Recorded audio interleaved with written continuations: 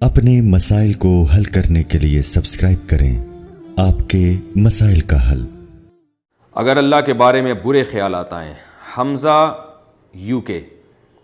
میرے دل میں اللہ کے بارے میں برے خیالات آتے ہیں جو کہ میں زبان پہ نہیں لانا چاہتا، اس صورتحال میں کیا کروں؟ واہ بھائی واہ، زبان پہ تو نہیں لانا چاہتے لیکن آپ نے باقاعدہ ویڈیو بنا کے مسئلہ بھیج دیا اور پھر ریٹن فارم میں ہمارے ایڈمن نے اس کو لکھ کے بھی بھیج دیا۔ تو دیکھو بھائی، یہ ایمان کی علامت ہے۔ حدیث سے یہ بات ثابت ہے کہ اگر آپ کے دل میں برے خیالات آ رہے ہیں اللہ کے بارے میں، نبی کے بارے میں، اسلام کے بارے میں، اور آپ اس پہ پریشان ہو رہے ہو تو یہ ایمان کی علامت ہے۔ ایمان کی علامت اس لیے ہے کہ اگر آپ واقعی بے ایمان ہو چکے ہوتے تو آپ ان خیالات پہ پریشان نہیں ہوتے بلکہ خوش ہوتے۔ دیکھو، جس کا اللہ پر ایمان نہیں ہوتا تو وہ اس کو جب اللہ کے بارے میں برے خیالات آتے ہیں نا، جیسے ایتھیس لوگ ہیں اور ملحد لوگ ہیں جو اللہ کو مانتے ہی نہیں ہیں، یا اللہ کو مانتے ہیں مگر اللہ کی ماننا پسند نہیں کرتے بلکہ وہ ماننا نہ ماننا برابر ہے، تو ان کے سامنے جب کوئی اللہ پہ اعتراضات کرے یا ان کے دل میں اللہ کے بارے میں برے خیالات ہیں تو وہ پریشان نہیں ہوتے بلکہ وہ اور کفر میں مضبوط ہوتے ہیں۔ تو یہ جو آپ کو پریشانی ہو رہی ہے نا، یہ پریشانی اس کی علامت ہے کہ آپ کا ماشاءاللہ اللہ پر ایمان بھی ہے، اللہ کے رسول صلی اللہ علیہ وسلم پر ایمان بھی ہے، اسلام پر بھی آپ کا ایمان ہے۔ کیونکہ یہ ایمان ہے تو آپ کو جب اس ایمان پہ کوئی چیز ڈاکہ ڈال رہی ہے تو آپ کو تکلیف ہو رہی ہے، تو تکلیف اس کی علامت ہے کہ آپ کو ایمان سے محبت ہے، اللہ سے محبت ہے، اس کے رسول صلی اللہ علیہ وسلم سے محبت ہے۔ تو یہ جو خیالات آ رہے ہیں نا، یہ شیطانی وسوسے ہیں، یہ شکوک و شبہات نہیں ہیں۔ ان وسوسوں کا علاج یہ ہے اعوذ باللہ من الشیطان الرجیم پڑھا کریں، اور ایک جو اس کا ٹیکنیکل علاج ہے وہ یہ ہے کہ ان وسوسوں کو لفٹ نہ کرائیں بالکل۔ لفٹ کا مطلب نہ ان کو بھگانے کی کوشش کریں نہ ان کو لانے کی کوشش کریں، جو خود سے آ رہے ہیں آنے دیں اور مطمئن رہیں کہ ان سے کچھ بھی نہیں ہوگا انشاءاللہ، کوئی پریشانی کی بات نہیں ہے۔ اپنے کاموں میں مشغول رہیں، دن رات کی جو آپ کی ایکٹیویٹیز ہیں دین اور دنیا کی، اس میں مشغول رہیں، جو خیالات آ رہے ہیں آنے دیں، نکالنے کی بھی کوشش نہ کریں اور لانے کی بھی کوشش نہ کریں، اور پریشان ہونا چھوڑ دیں، بلکہ یہ سوچ کے خوش ہوا کریں کہ اگر جو غیر اختیاری پریشانی ہو رہی ہے اس پہ آپ کو انشاءاللہ ثواب بھی ملے گا۔ تو لہذا ان کو نہ زبان سے ادا کریں، نہ ان کو لکھ کے دیں، نہ ان کے بارے میں کسی سے سوال پوچھیں، اور ان کو لفٹ کرانا چھوڑ دیں، کیونکہ شیطان جو ہے نا، جب اس کو فری کرانا چھوڑ دیں گے آپ تو پھر وہ آپ کو بھی تنگ کرنا چھوڑ دے گا۔ اب آپ پریشان ہوں گے نا تو شیطان سمجھ جاتا ہے کہ یہ آدمی ان وسوسوں سے پریشان ہو رہا ہے، اب اس کو اور پریشان کرو۔ آپ نے دیکھا ہوگا جب ہم چھوٹے بچے تھے نا تو بچوں کی عادت ہوتی ہے، کوئی موٹا ہو تو اس کی چڑ رکھ دیتے ہیں موٹو، کوئی پتلا ہو تو اس کی چڑ رکھ دیتے ہیں پتلو، کوئی کالا ہو تو اس کو کلو کہہ دیتے ہیں، تو اس طرح کے چڑیں بچے بہت کرتے ہیں۔ تو اب ہم نے دیکھا اسکولوں میں ہم دیکھتے تھے کہ جو بچہ کسی خاص نام سے چڑھتا ہے نا تو دوسرے بچے پھر اس کو اور زیادہ چھیڑتے ہیں۔ اب کوئی موٹا ہے تو بچے اس کو کہتے ہیں موٹو، اس کو آئے گا غصہ، تو پھر بچے خوش ہوتے ہیں، پھر اور بار بار موٹو کہتے ہیں اور بار بار موٹو کہتے ہیں، تو وہ بیچارہ موٹا جو ہے نا وہ ٹینشن سے پتلا ہو جاتا ہے یہ موٹو کا لفظ سن سن کے۔ تو اس کا علاج یہ تھا کہ بھائی وہ لفٹ نہ کرائے، وہ کوئی موٹو کہہ رہا ہے تو بھائی کہنے دو۔ تو بچے جب دیکھیں گے اس کو تو ٹینشن ہی نہیں ہو رہی، تو بچوں کا تو مقصد یہ تھا نا ٹینشن دینا، جب وہ دیکھتے ہیں کہ اس کو ٹینشن ہو ہی نہیں رہی ہے تو وہ پھر اس کو موٹو کہنا ہی چھوڑ دیتے ہیں، تمیز سے نام سے پکارتے ہیں اس کو۔ تو یہ انسان کی فطرت ہے، عادت ہے، شیطان کی بھی یہ فطرت ہے کہ وہ وسوسے ڈالتا ہے اور دیکھتا ہے جو پریشان ہو رہا ہے نا وسوسوں سے اس کو اور پریشان کرو، اور جو پریشان نہیں ہو رہا پھر وہ شیطان اپنی فائلیں لپیٹ کے چلا جاتا ہے، کہہ رہا ہے کسی اور پہ ٹرائی کرو۔ بھائی وہ شیطان کے پاس بھی اتنا ٹائم تھوڑی ہے کہ وہ ایک ہی آدمی پہ سارا زور لگا دے، وہ کہہ رہے بھائی جہاں دال گلے گی وہاں گلاؤ، جہاں نہیں گل رہی تو کچھ اور کسی اور پہ ٹرائی کرو پھر۔ تو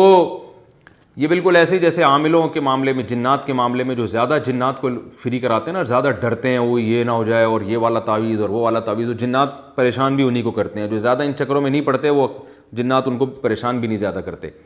تو بالکل اسی طرح وسوسوں کو بالکل لفٹ نہ کرائیں۔ نو لفٹ کا جو ہے نا وہ اپنے دل کے اوپر ایک نوٹس لگا کے رکھ دیں، شیطان جب بھی آئے تو نو لفٹ دیکھ کے واپس چلا جائے، تو انشاءاللہ یہ وسوسے خود بخود ختم ہو جائیں گے۔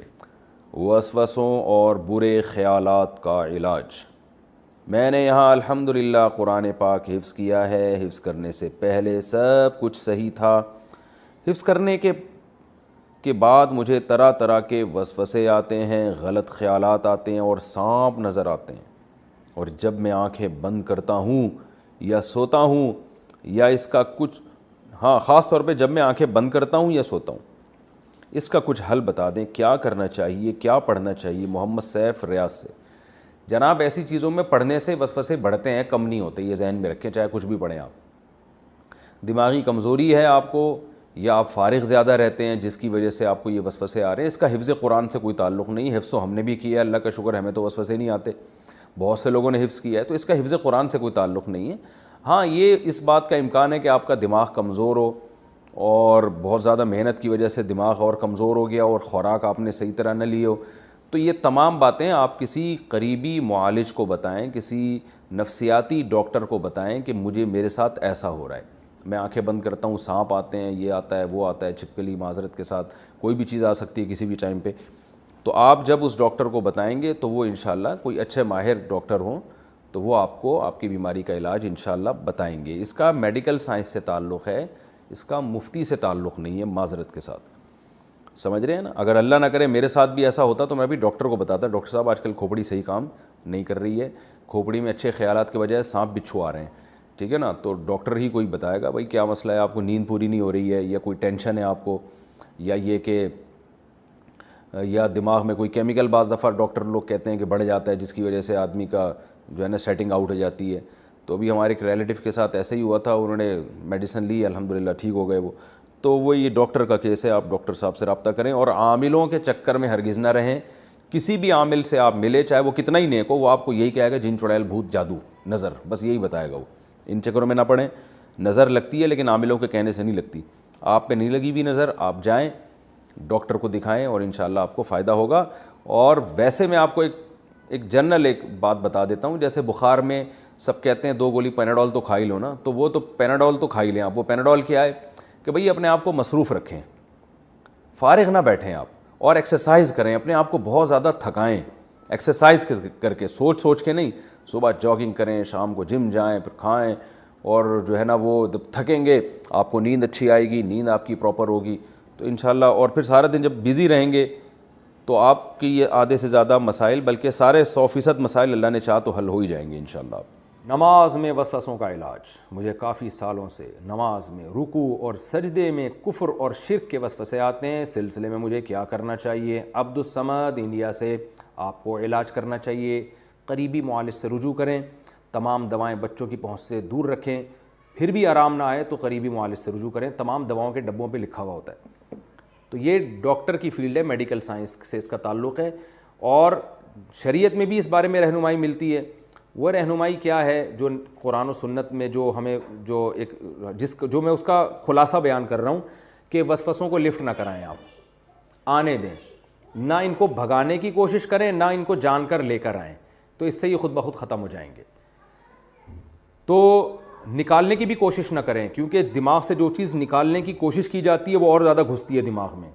تو آ رہے ہیں تو آنے دیں، خود سے نہ سوچیں، اور سوچ میں خود بخود آ رہے ہیں تو آنے دیں، تو ٹینشن نہ لیں، نماز پڑھتے رہیں، بے شک وسوسوں کے ساتھ نماز پڑھیں، انشاءاللہ یہ نماز قبول ہو جائے گی، اور وسوسوں کی وجہ سے جو آپ کو تکلیف ہو رہی ہے اس پہ الگ اجر بھی ملے گا۔